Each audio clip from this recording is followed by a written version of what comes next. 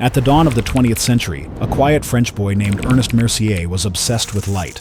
Not the poetic kind, but the electric kind.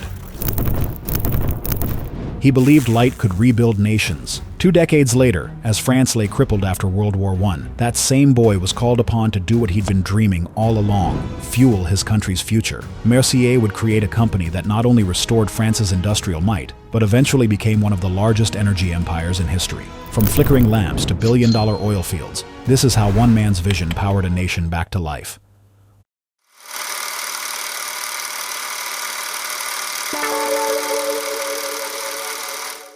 Early life of Ernest Mercier.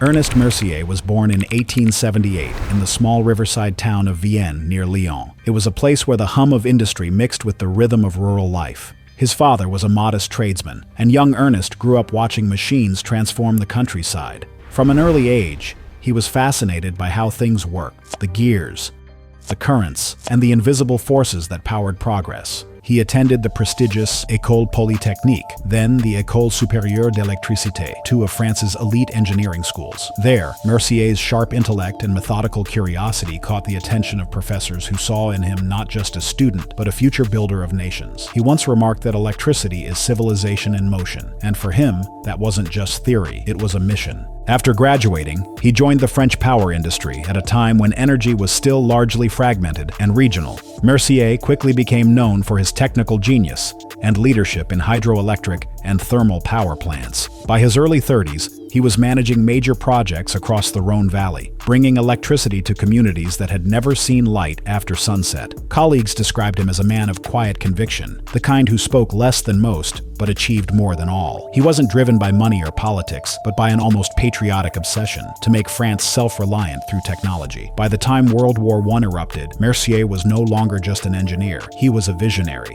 The war's devastation would soon prove how essential energy independence was to national survival. And when the guns finally fell silent, France's leaders would look for a man capable of rebuilding the country's power infrastructure from the ground up. That man would be Ernest Mercier. The call to rebuild a nation.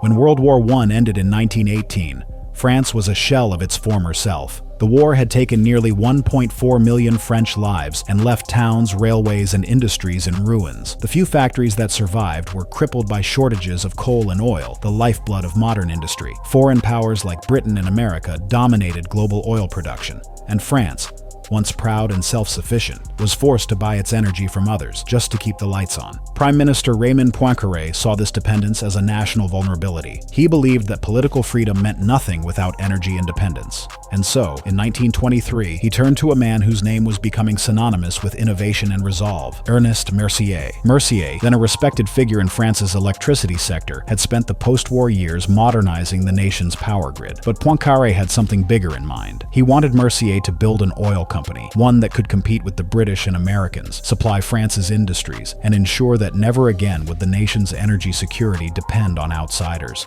It was a monumental task. France had no domestic oil reserves to speak of, and the country had little experience in petroleum. And of course, there was the war-ravaged economy. Yet, Mercier accepted without hesitation. He later wrote that, "A nation that cannot control its own sources of power cannot control its destiny." Over the following months, Mercier gathered a consortium of bankers, industrialists, and engineers who shared his vision. He was not simply building a business. He was laying the foundations of a new era for France. From the ashes of war, he planned to ignite an energy revolution, one that would restore the country's strength and reshape its place in the modern world. The stage was set for the birth of a company that would one day become a global titan: Total. The birth of Total. In March 1924, Ernest Mercier did what few thought possible. He founded the Compagnie Française de Pétrole, or CFP. Backed by 90 banks and major French industrial players, this new company was born not out of greed, but out of necessity. France desperately needed oil to rebuild, and Mercier's vision was clear. If France couldn't buy energy independence, it would build it. Mercier negotiated tirelessly with the government to secure France's 25% stake in the Turkish Petroleum Company, a crucial outcome of the 1920 San Remo oil agreement. That stake gave France access to oil fields in Mesopotamia, modern-day Iraq, particularly the rich deposits around Kirkuk. For the first time, France had its own claim in the global oil race. CFP's early years were anything but smooth. The fledgling company had no refineries, limited drilling experience, and was surrounded by far more powerful competitors like Royal Dutch Shell and British Petroleum. Yet Mercier believed that CFP could succeed through vertical integration and control every step from oil extraction to refining and distribution. His plan was radical for its time, but it laid the groundwork for what TotalEnergies would later become. In 1932, CFP opened its first refinery in Normandy, and in that move, it started transforming imported crude oil from the Middle East into gasoline for France's growing motor industry.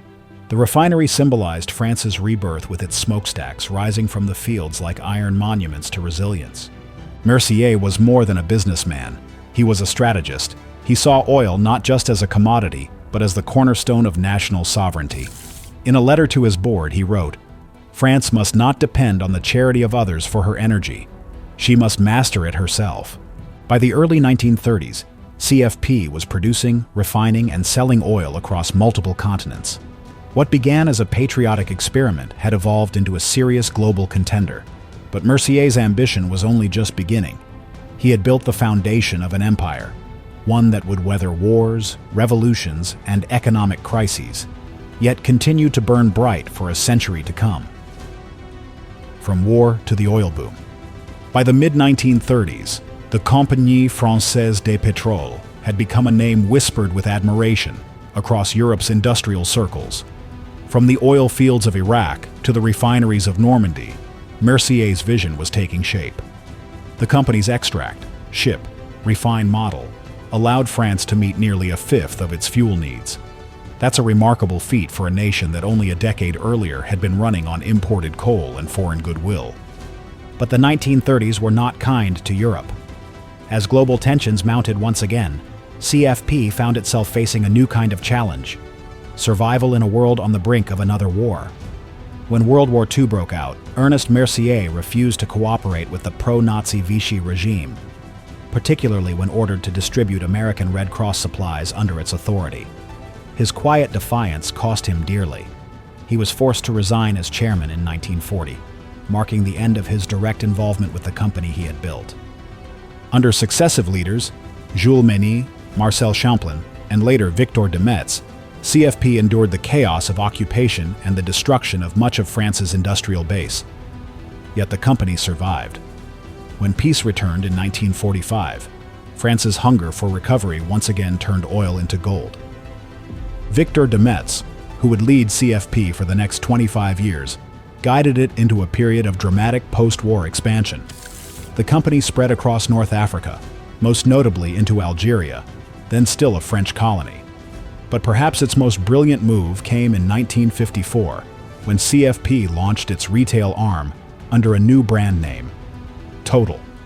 The simple, confident word was meant to symbolize completeness, modernity, and national pride. Service stations across Africa and France were repainted in Total's red, white, and blue, and for the first time, motorists associated French energy with French identity. By the late 1950s, the company had moved into North America through its subsidiary, Total Petroleum, North America, Limited, and within 2 decades, it owned hundreds of refineries and service stations across the United States and Canada. By the 1980s, Total had become a household name in both Europe and abroad. Its red-lettered signs gleamed from highways in Paris to Oklahoma. In 1985, to reflect its growing global status, the company officially changed its name to Total CFP, and by 1991, simply Total. From Mercier's dream of national independence had grown a multinational colossus. The boy who once sought to light France's cities had, through sheer will and vision, helped illuminate the world. From national dream to global powerhouse. By the 1990s, Total had long outgrown its original mission. What began as a patriotic project to protect France's energy independence was now a global empire competing head-to-head with the likes of Shell, BP, and ExxonMobil. Its growth was fueled not only by ambition, but also by an uncanny ability to adapt. It merged, diversified, and modernized with each new energy era. In 1999, Total made one of the boldest moves in corporate history by merging with Belgian oil company Petrofina. The union created Total Fina, a cross-European energy giant with a powerful presence in both refining and distribution. But the real transformation came just a year later, when Total acquired Elf Aquitaine, another French oil heavyweight.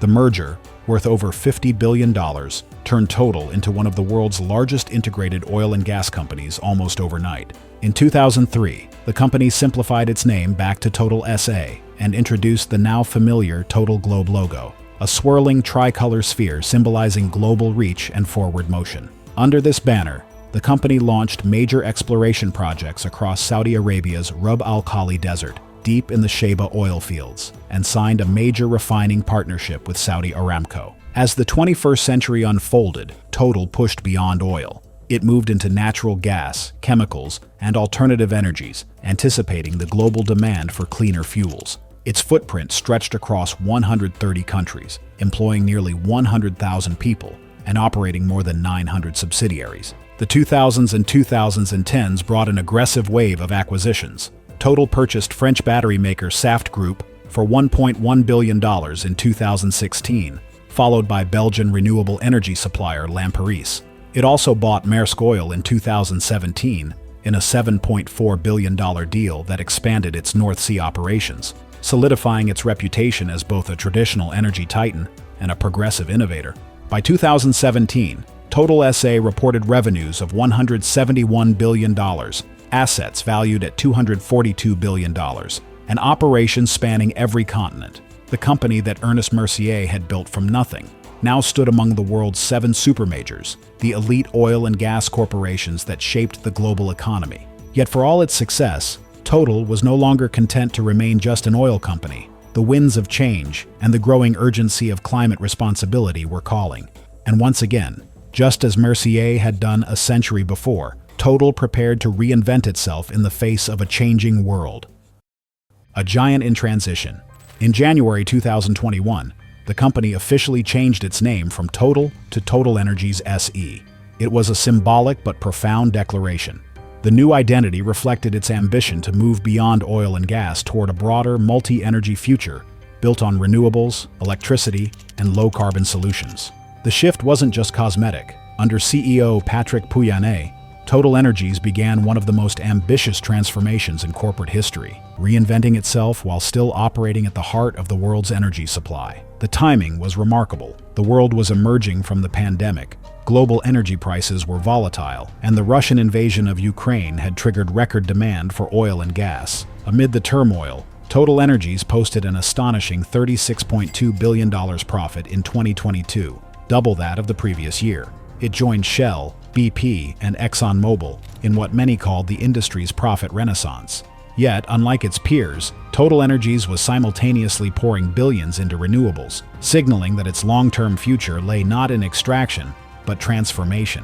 In 2023, the company announced plans to invest $18 billion, including $5 billion dedicated specifically to low-carbon energy projects. Its operations spanned 130 countries and included some of the most ambitious energy ventures on Earth: the $20.5 billion Mozambique LNG project, a 30-gigawatt solar and wind complex in India, and an expanding U.S. renewable energy portfolio in Texas, expected to reach 25 gigawatts by 2030. At the same time, TotalEnergies was investing heavily in carbon capture and storage technologies. The goal: to capture at least 10 million tons of CO2 annually by 2030. In France, the company's engineers were pioneering direct air capture methods using advanced absorbent materials and machine learning. Science fiction-level technology is becoming science fact.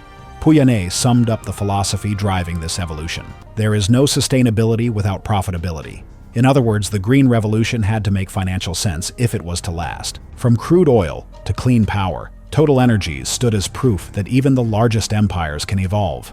A century after Mercier dreamed of energy independence, his company was once again standing at history's crossroads, ready to power not just France, but the planet's transition to a new energy age. Mercier's legacy in a carbon-conscious age. 100 years after Ernest Mercier first answered his country's call, his creation has become one of the most powerful forces in the global energy landscape. Yet in many ways, TotalEnergies still walks in his footsteps. Mercier's mission was national independence. Today's mission is planetary survival. Both demand innovation, courage, and a refusal to depend on others to shape the future. The company's 2030 vision is bold: produce and store renewable power on a global scale, capture 10 million tons of carbon annually, and make at least 1/5 of all operations low carbon by 2035. Its research teams are exploring hydrogen, biomass, and next-generation battery systems, while its refineries are being re-engineered into biorefineries capable of processing sustainable fuels. Across continents, solar arrays and offshore wind farms bearing the TotalEnergies logo are replacing the oil derricks that once defined its empire. Still, Pouyanné's leadership carries the same realism Mercier embodied a century ago. The world will not stop needing energy, but it must learn to produce it responsibly. "We are not abandoning oil," he says. "We are expanding energy." From the small boy in Vienna who dreamed of electrifying France to a company now lighting the world, the arc of this story is one of reinvention. Ernest Mercier gave his nation the tools to stand on its own feet. His successors are giving humanity the tools to stand a chance against its greatest challenge, powering the planet without destroying it. If Ernest Mercier were alive today, do you think he'd be proud of how TotalEnergies is balancing profit and sustainability? Or would he say they've drifted from his original vision? Share your thoughts in the comments. We'd love to hear. For now, we're out of here. Catch you next time.